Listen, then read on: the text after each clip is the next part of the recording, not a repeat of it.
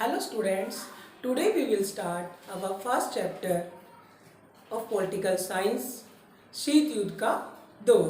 बेटा आज हम पॉलिटिकल साइंस में क्लास 12th में जो अपना फर्स्ट चैप्टर पढ़ेंगे वो है शीत युद्ध का दौर। शीत युद्ध क्या होता है, शीत युद्ध का प्रारंभ क्यों हुआ और क्यों फिर इसका अंत हो गया, इसके बारे में आज हम इस चैप्टर में जानेंगे। तो सबसे पहले हम जान लेते हैं शीत युद्ध है क्या। देखो बेटा, आप सबको पता है कि दो वर्ल्ड वार हुए हैं। पहला 1914 से 1918 तक, ठीक है, यानी कि 1914 से लेके 1918 तक। और फिर हमारा द्वितीय विश्व युद्ध हुआ जो 1944 में ख़त्म हुआ। जब हमारा दूसरा विश्व युद्ध खत्म हुआ यानी कि सेकेंड वर्ल्ड वार खत्म हुआ, उस समय तक देश जो है वो दो दूरियों में बढ़ चुका था। ठीक है, संयुक्त राज्य अमेरिका और दूसरा यूएसएसआर यानी सोवियत रूस, ये दो जो है बड़ी शक्तियां उभर कर सामने आई थी। विश्व जो है वो दो गुटों में बढ़ चुका था। उस समय जो बहुत सारे देश आज़ाद हुए थे उपनिवेशवाद से, वो अधिकतर इन दो शक्तियों में बंट गए थे।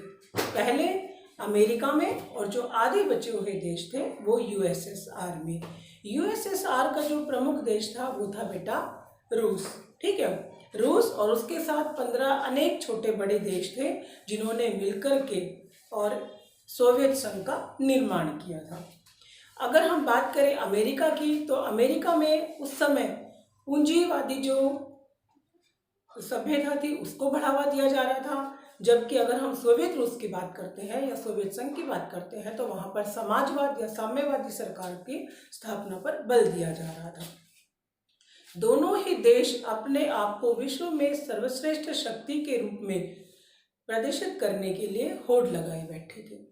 जितने भी देश एक एक करके, चाहे वो एशिया के हों या यूरोप के हों या अफ्रीका के छोटे बड़े देश हों, ये इन्हें एक एक करके अपने गुट में शामिल करते जा रहे थे।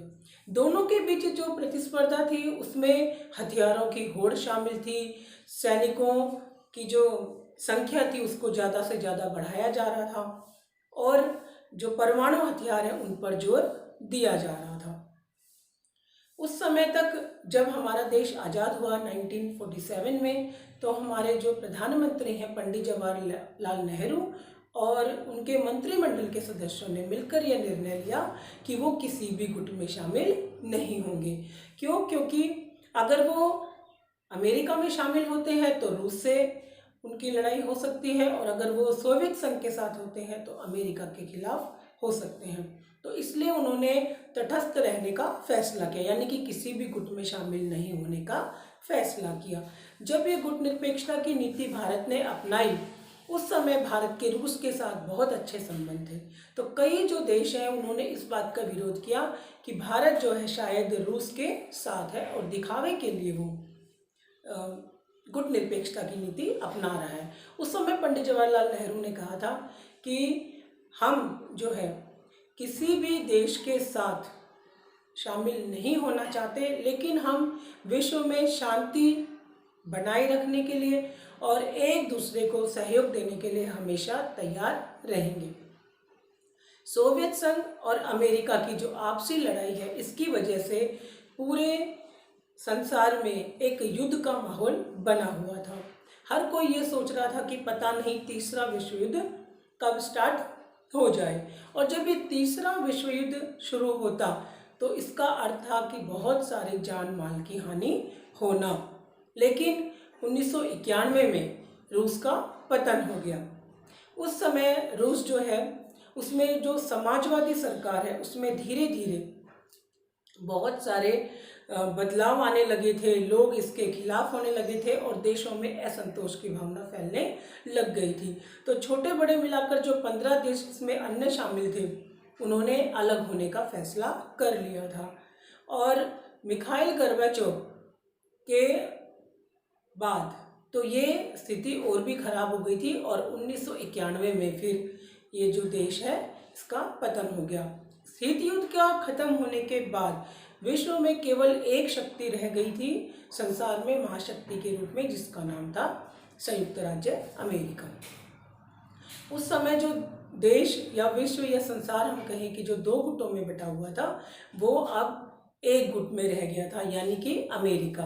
अमेरिका के पास उत्तम टेक्नोलॉजी थी, सैनिक शक्ति थी, हथियारों का जखीरा था, जिसके बल पर वो विश्व में एकमात्र महाशक्ति बन गया था। तो जैसे ही सोवियत संघ का पतन हुआ, ठीक है, और जितने भी नए नए देश एक एक करके आज़ाद हो रहे थे, या जो भी एशियाई देश थे खास तौर से, उन्होंने गुट निरपेक्षता की नीति को अपनाया और इस प्रकार से जो शीत युद्ध का दौर है वो खत्म हुआ। तो जो आज का हमारा जो फर्स्ट चैप्टर है उसका जो टॉपिक है मेन वो ये है कि शीत युद्ध में क्या हुआ था। शीत युद्ध का अर्थ होता है बेटा कि विश्व में ऐसा माहौल बनना कि हर समय लोगों को या देशों को ये आशंका बनी रहे कि पता नहीं कब विश्व युद्ध तीसरा शुरू हो जाएगा। लेकिन जैसे ही रूस का पतन हुआ था या सोवियत संघ का पतन हुआ था, उसके बाद पूरे संसार ने राहत की सांस ली थी, क्योंकि अब संसार में केवल एक ही महाशक्ति रह गई थी और वो थी अमेरिका। और दूसरा, अधिक से अधिक देश जो है वो गुट निरपेक्ष नीति में शामिल हो रहे थे। और वर्तमान समय में अगर मैं बात करती हूँ गुट निरपेक्षता की, तो इसमें 120 देश शामिल हैं। Thank you.